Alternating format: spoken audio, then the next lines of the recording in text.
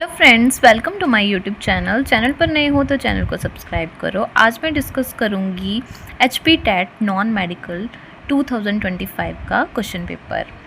तो मैं mathematics portion जो है वो डिस्कस करने जा रही हूँ। तो मैंने तैयारी भी करवाई थी इसकी, मैंने बहुत सी वीडियो अपलोड की थी जिससे रिलेटेड क्वेश्चन जो है वो पेपर में आए हुए हैं।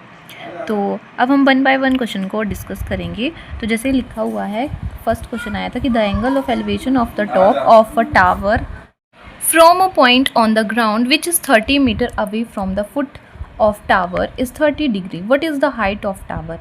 तो इस क्वेश्चन में क्या पूछा गया था कि एक मीनार है, उसके पाद बिंदु से भूमि पर जो 30 मीटर की दूरी पर एक बिंदु है, मीनार के शिखर का उन्नयन कोण जो है वो 30 डिग्री है। तो मीनार की ऊंचाई ज्ञात करनी थी। तो जब आप इसको सॉल्व कर, जैसे ये सॉल्व किया गया है तो आपका आंसर आता बी। ठीक है, तो B is the right answer. Next question है 13⁻⁴ का अंडर रूट। तो जब हम इसको सॉल्व करेंगे तो आंसर आएगा 169। D is the right answer. ये तो बहुत इजी क्वेश्चन था। नेक्स्ट क्वेश्चन है विच of the following can be the possible length in centimetre of a right angle triangle. ठीक है, तो ये आपके सामने ये जो ये लंबाइयाँ दी गई थी, तो इसमें बताया गया था कि किसी समकोण त्रिभुज की हो सकती है। तो कौन सी हो सकती है? B is the right answer, 7, 24, 25। Next question है कि which of the following can not be the probability of an event. कि ये जो दी गई है आपके पास प्रायिकताएं, इनमें से कौन सी जो वो घटना नहीं हो सकती है, किसी भी घटना की प्रायिकता नहीं हो सकती है। तो हमें पता है प्रोबेबिलिटी कभी भी नेगेटिव नहीं आती है। तो A is the right answer.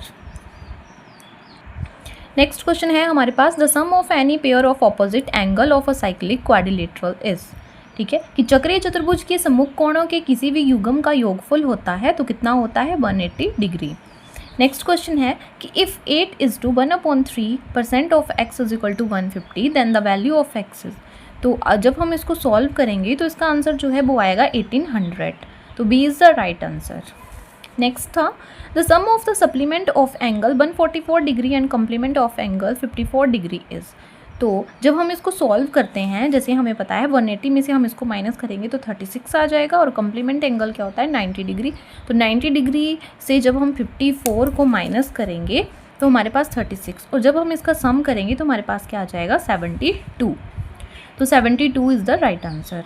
Next question आया था कि if roots of a quadratic equation ax² + bx + c is equal to 0 are real and equal then. ये टॉपिक जो मैंने बहुत अच्छे तरीके से एक्सप्लेन किया था और बताया भी था कि b² - 4ac इक्वल टू 0 होता है तब क्या होता है? b² - 4ac ग्रेटर देन 0 होता है तब क्या होता है? And v² - 4ac less than 0 होता है तब वैल्यू कैसे आते हैं, मतलब रूट्स कैसे आते हैं। तो इसमें पूछा गया था रियल एंड इक्वल रूट्स। तो रियल एंड इक्वल रूट्स कब होते हैं? जब b² - 4ac इक्वल टू 0 हो हमारे पास, और जब ग्रेटर देन 0 होंगे तो ऑब्वियसली है कि रूट्स जो हैं वो अनइक्वल होंगे और रियल होंगे, और जब लेस देन 0 तो रूट्स जो है वो हमारे इमेजनरी में आते हैं और अनइक्वल होते हैं। नेक्स्ट है the value of this one is. तो जब हम इसको सॉल्व करेंगे तो √16 की वैल्यू क्या होती है? 4 के इक्वल। जब हम इसको सॉल्व करेंगे तब भी 4 के इक्वल आएगा, और इसको सॉल्व करेंगे तब भी 4। जब हम इन तीनों को ऐड करेंगे तो आंसर आ जाएगा 12। तो 12 इज़ द राइट आंसर। आगे पूछा गया कि किसी त्रिभुज के तीनों शीर्षों से सम्मुख भुजा पर डाले गए लंबों के प्रतिच्छेदन बिंदु को कहा जाता है। तो बिंदु को क्या कहा जाता है? ऑर्थो सेंटर कहा जाता है। कि the point of intersection of the altitude of a triangle is called its orthocentre. तो ये तो सीधा सा क्वेश्चन था। नेक्स्ट क्वेश्चन है find the median of following data. जिसमें मीडियन निकालने को बोला गया था। तो ये हमारे पास डाटा गिवन है, तो ये इसकी वीडियो भी मैंने अपलोड की थी कि कैसे हम मोड फाइंड आउट करते हैं, कैसे हम मीन निकालते हैं, कैसे हम मीडियन निकालते हैं। तो मैंने इसमें क्या बताया था कि मीडियन कैसे निकालते हैं। पहले हम इसको असेंडिंग ऑर्डर में लिखेंगे। असेंडिंग ऑर्डर में लिखने के बाद हम क्या करते हैं, देखते हैं कि ये ऑड नंबर में है डिजिट या फिर इवन में है। तो जैसे हम इसको काउंट करेंगे तो ये हमारे पास 11 डिजिट है। 11 है मतलब ऑड नंबर में है, तो ऑड नंबर में हो तो एक ही फार्मूला यूज़ किया जाता है। अगर इवन में दी होती तो हमने 2 फार्मूले यूज़ करने थे। तो इसमें फार्मूला कौन सा यूज़ करेंगे? n+1/2।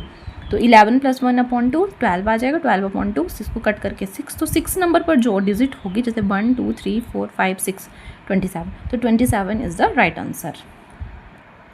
नेक्स्ट क्वेश्चन है the volume of sphere is 4008 151 centimetre cube, find its diameter.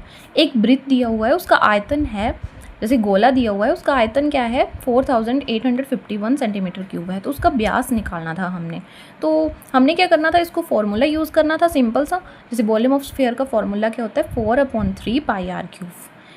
इसमें भी मैंने जितने भी फॉर्मूले हमारे 3D शेप्स में और 2D शेप्स में होते हैं वो उनकी मैंने वीडियो ऑलरेडी अपलोड कर रखी है और अच्छे से समझाई भी थी।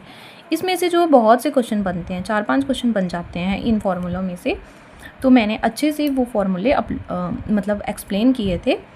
तो वॉल्यूम ऑफ स्फीयर का फॉर्मूला क्या होता है 4/3 पाई आर क्यूब होता है, तो इसके इक्वल ये आ जाना था और हमने वहाँ से रेडियस निकालना था, फिर हमने डायमीटर जो है वो फाइंड आउट करना था। तो 21 centimetre, C is the right answer. Next question है, if e raised to power x is equal to b raised to power y is equal to c raised to power z and abc is equal to 1, then what is the value of xy plus yz plus zx। ठीक है, तो abc की value जो हमें 1 दी गई है, किसके equal है 1 के इक्वल है, तो हमने इसकी फाइंड आउट करनी थी। तो x y plus y z plus z x, तो ये किसके इक्वल आ जाएगी 0 के इक्वल आ जाएगी, तो A will be the right answer. Next है the place value of 3 in 124.537 is. ठीक है, तो पॉइंट के आगे टर्म दी गई है तो वैल्यू जो है वो अपॉन में चली जानी थी, जैसे 1/10 लिखा हुआ है, तो C is the right answer. But will be the angle covered by minute hand in 1 minute. तो 60 मिनट में जो 360 डिग्री एंगल बनता है, तो 1 मिनट में कितना हो जाएगा 6 डिग्री बन जाएगा, तो D is the right answer. Next question है हमारे पास 76। इसमें क्या बोला गया, सिंप्लीफाई करना था। ये टर्म्स दिए हैं, इनको जब हम सिंप्लीफाई करेंगे तो हमारे पास आंसर आ जाएगा 1/125, तो B is the right answer. Next है the product of roots of quadratic equation ax² + bx + c = 0। तो हमें प्रोडक्ट ऑफ रूट्स बोले गए थे, तो प्रोडक्ट ऑफ रूट कैसे निकालते हैं हम c/a करके। अगर हमें सम ऑफ रूट्स पूछा जाता तो हम करते हैं -b/a। तो इसमें क्या है, c is the right answer. Next था कि if in a parallelogram the diagonals are equal and perpendicular then it is a, तो ये क्या बनता है स्क्वायर बनता है।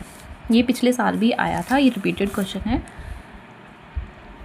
विच of the following is irrational number, इसमें से कौन सा इरेशनल नंबर है, तो पाई जो है वो इरेशनल नंबर है, D is the right answer. Next question है the prime number between 1 and 100 are, कि 1 और 100 के बीच में कितने प्राइम नंबर है। तो 1 और 100 के बीच में कितनी अभाज्य संख्याएं होती हैं, अभाज्य संख्याएं होती हैं 25। ठीक है, 1 और 1 से लेके 50 तक होती हैं हमारे पास 15, और 51 से लेके 100 तक जो है वो हमारे पास होती हैं 10। तो टोटल मिला के 1 से लेके 100 तक कितनी आ गई हमारे पास 25 प्राइम नंबर आ गए, तो B is the right answer. Next है what will be the mean proportional value between 6 and 24। 6 और 24 का मध्यानुपाती मान क्या होगा, तो क्या होगा 12, D is the right answer. Next question है find the compound interest when a sum of 50,000 is invested for 3 years at 12% per annum compounded annually. तो जब हम इसको सॉल्व करेंगे तो हमारे पास आंसर आ जाएगा 20,246.40। नेक्स्ट क्वेश्चन है 9.8 raised to power 3 minus 6.8 raised to power 3 divided by 9.8 square plus 9.8 into 6.8 plus 6.8 का होल स्क्वायर। तो इसमें जो ये ऊपर वाली टर्म में फॉर्मूला बन रहा था हमारे पास a³ माइनस b³। तो a³ माइनस b³ का फॉर्मूला होता है a minus b a² plus ab plus b²। तो a² जब हम ये फॉर्मूला यूज़ करेंगे तो हमारे पास टर्म कुछ इस तरीके से आ रही थी, तो इस टर्म से ये टर्म जो वो कैंसिल हो जानी थी और हमने ऊपर वाला ये जो है ये सॉल्व करना था, और तो आंसर आ जाएगा 3.0, तो means D is the right answer. Next question है HCF ऑफ 4/5 एंड 7/15 इज़। तो इसमें जो हम जब भी HCF निकालेंगे तो इसका क्या आ जाएगा 1/15 आ जाएगा। नेक्स्ट क्वेश्चन है if 2 dice are thrown simultaneously when what will be the probability of getting sum of 8, कि 2 पासों को जब भी एक साथ उछालने पर कुल योग जो है वो 8 प्राप्त करने की क्या प्रायिकता होगी। तो जब भी हम 2 पासे लेते हैं तो इस तरीके से हमारे पास जो है ये नंबर्स बनते हैं। तो फिर जब हमें क्या चाहिए था कि योग 8 बने, तो 8 कब कब बन रहा है, जैसे 6 + 2 करेंगे तब 8 आएगा, 5 + 3 करेंगे तब 8 आएगा, 4 + 4 करेंगे 8, 5 + 3।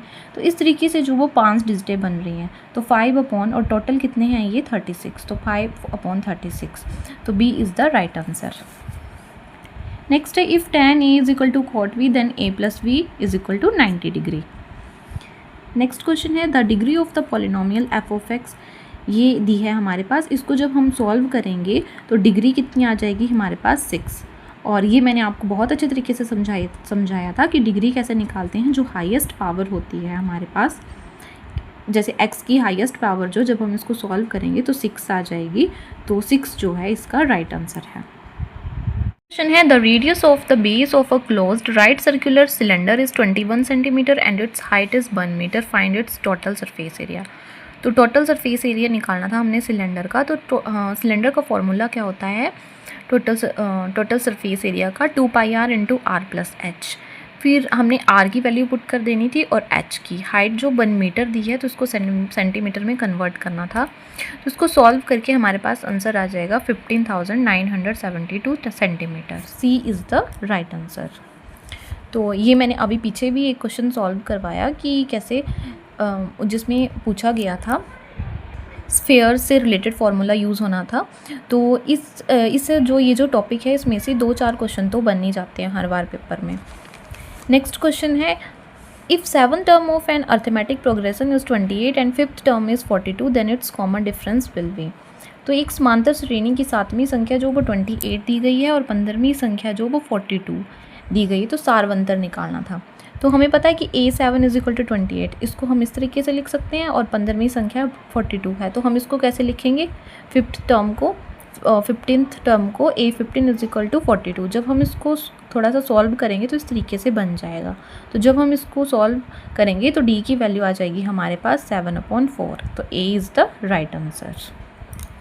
नेक्स्ट क्वेश्चन है, ये फॉर्मूला ही है, आपने 9th क्लास में पढ़ा होगा कि if x + y + z = 0 then the value of x³ + y³ + z³ will be. तो ये वैल्यू जब 0 आ जाएगी तो हम ये जो है x³ + y³ + z³ ये किसके इक्वल आ जाता है, 3x/z के इक्वल आ जाता है। तो D is the right answer. तो ये था मैथ का पोर्शन। इसमें से मैंने बहुत से क्वेश्चन आपको सॉल्व करवाए हैं और कुछ टॉपिक जो हैं वो बहुत अच्छे से एक्सप्लेन किए गए हैं हमारे चैनल के ऊपर। अगर आपने नया ज्वाइन किया है तो आप प्लेलिस्ट पर जाकर उस चैनल को देख सकते हैं कि कैसे मैंने मैथमेटिक्स के कुछ टॉपिक्स को सॉल्व करवाया है। अगर वीडियो अच्छी लगी तो वीडियो को लाइक करो, शेयर करो और कमेंट करके बताओ कि वीडियो कैसी लगी। Thank you.